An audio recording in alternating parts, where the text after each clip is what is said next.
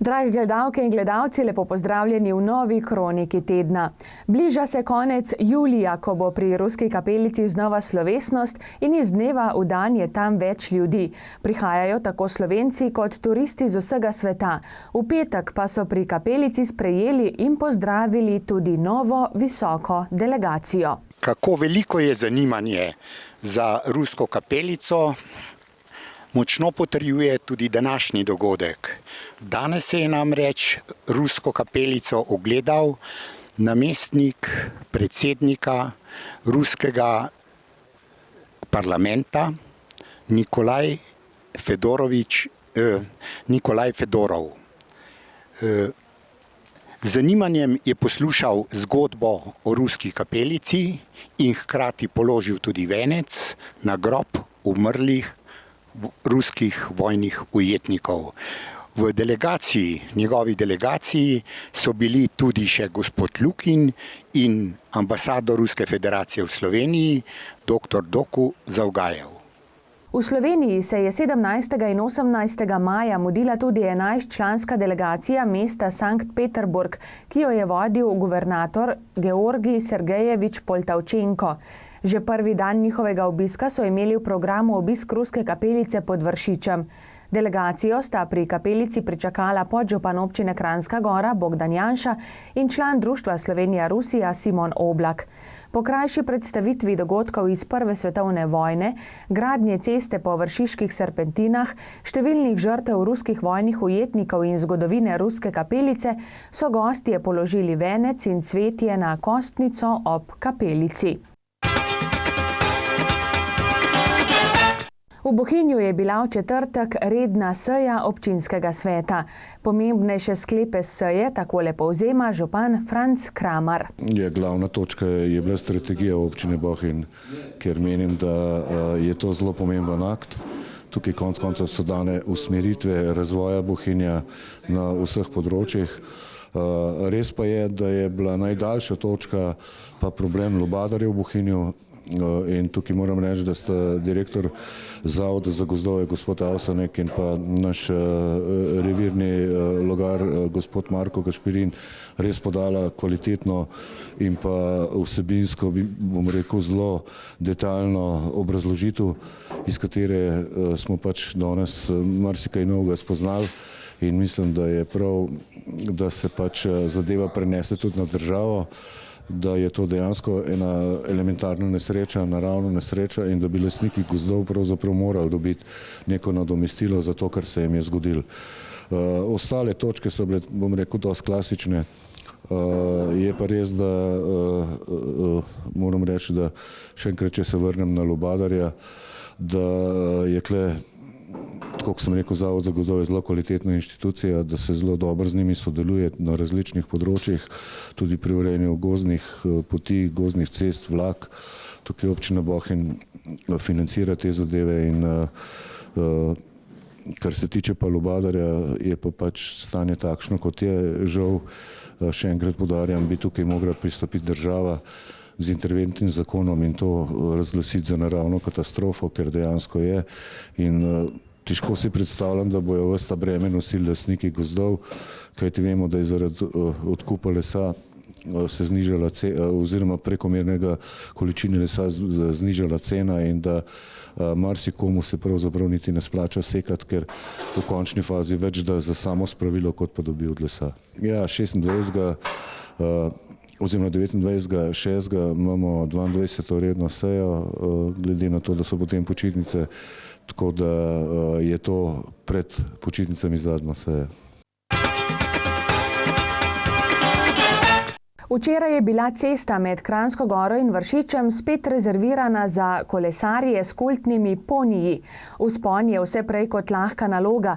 Proga je dolga 13,5 km, ima 801 meter višinske razlike, naklon pa je tudi 10,8-odstoten. Uradni začetek Red Bull Goni poni akcije je bil v centru Kranjske Gore, ko je bil najprej čas za registracijo, tehnični pregled koles in ocenjevanje retro stila. Predvsem pa je čas pred začetkom dogodka namenjen spremljevalnemu programu, ki je vsako leto bogatejši in tudi bolj zanimiv.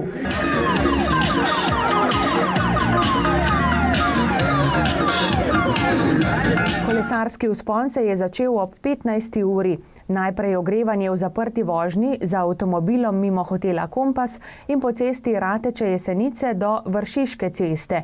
Leteči štart vzpona na Vršič pa je bil pri hotelu Lek. 10, 9, 8, 7, 6, 5, 4, 3, 2, 1,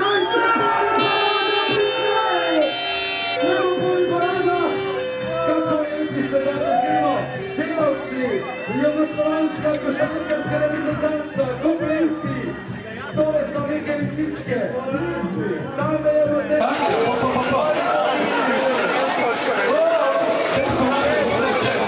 Še vedno tisti, ki ste gledalci, imate www. Mi smo tudi kritiki na Red Bull.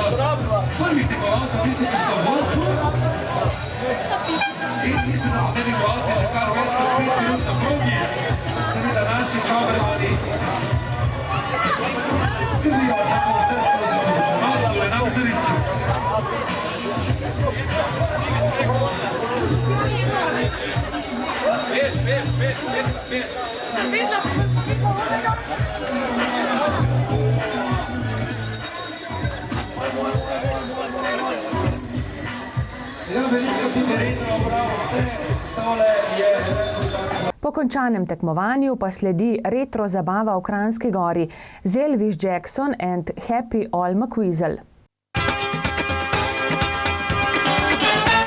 Preteklo nedeljo pa ste se lahko odpravili na voden pohod do Peričnika. Vreme je bilo pohodnikom več kot naklonjeno, slab pa so si ogledali vsej njegovi lepoti. Pohod so v okviru pozdrava pomladi pod Triglavom organizirali člani turističnega društva Dovje Mojstrana. V planini pod Golico pa so se ta konec tedna še enkrat spomnili Planice. Ko pade zastor nad tako veliko in odmevno prireditvijo, je čas za malo počitka. Nato pa je prav, da si tudi delavci, ki so pod poncami več dni garali, dajo malo duška. In s tem namenom je nastala prireditev Planica pod Golico. Vas pod Karavankami, znana po narcisah, že od nekdaj slavi tudi smučarske skoke. Prvo skakalnico v Kajžah so imeli že pred 50 leti. Vsi fantje in tudi dekleta smo se radi preizkušali. To so bile letne tekme, na katerih smo radi sodelovali. Danes skakalnic ni več, imajo pa makete. Tudi kopijo planiške letalnice, na kateri že desetletja pripravljajo tekmovanje. Priprave so celo zahtevnejše kot v Planici. Je urejeno, so pomagali vsi domačini. Naslednji na vrhu Andreja Skofler, številko 13. Danes so nastopili vsi najboljši skakalci sveta, skakalci z obrazi in sponzorji, le malce manjši. Pa obteženi so, pa velikost je to, kar je človek velik, vse v razmerju, pa vse sponzorje, smuče, vse imajo isto, kot pravi skakalci. Skakalnice pa tudi skozi povečujemo, da so skozi večje, tako da rekord imamo več, kot kar je v resnici. Moramo malo premzati, da namo preveč odšli. Razlaga idejni oče ter izdelovalec skakalnic in skakalcev. Navdušenje dovara tako Prešerno kot pod Poncami, tudi med poznavalci. Sicer sem padel, ampak vedno je šlo do konca, če se je le dal, tole gledam. Tiska zmajo, bolj se vsemu slikajo. Da smo prav naredili frej dan. Ljudje se zberajo za dober namen, saj je tekma Planice pod Golico dobrodelna. Danes bomo v zaključku prireditve prejeli bon, s katerim bomo lažje prišli do novega CTG aparata.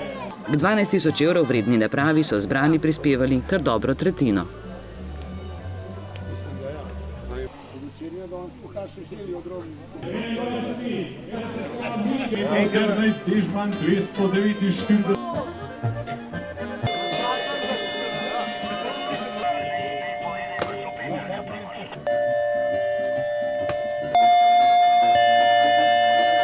...251,5 za Markusa Eisenbichlerja.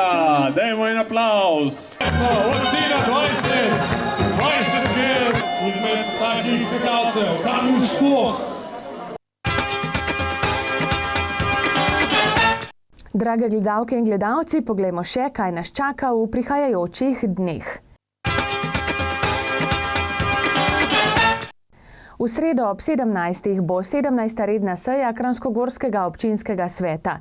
Na dnevnem redu so med drugim soglasje k ceni pomoči na domu, letno poročilo Komunale Kranjska Gora, poslovno poročilo Turizma Kranjska Gora ter priznanja občine. Sejo bomo prenašali na naši televiziji. Ministrstvo za gospodarski razvoj in tehnologijo, agencija Spirit in občina Jesenice jutri ob 16. v konferenčni dvorani Kolparna na Stari Savi pripravljajo delavnico in izobraževanje na temo menedžmenta mestnih središč. Odprtje muzejske zbirke iz zasebnih zbirk 4 bo v Liznikovi domačiji v Kranjski Gori v petek ob 17. V petek ob 18. bo v prostorih Društva mladih Kranjska Gora delavnica Polstenje Mila.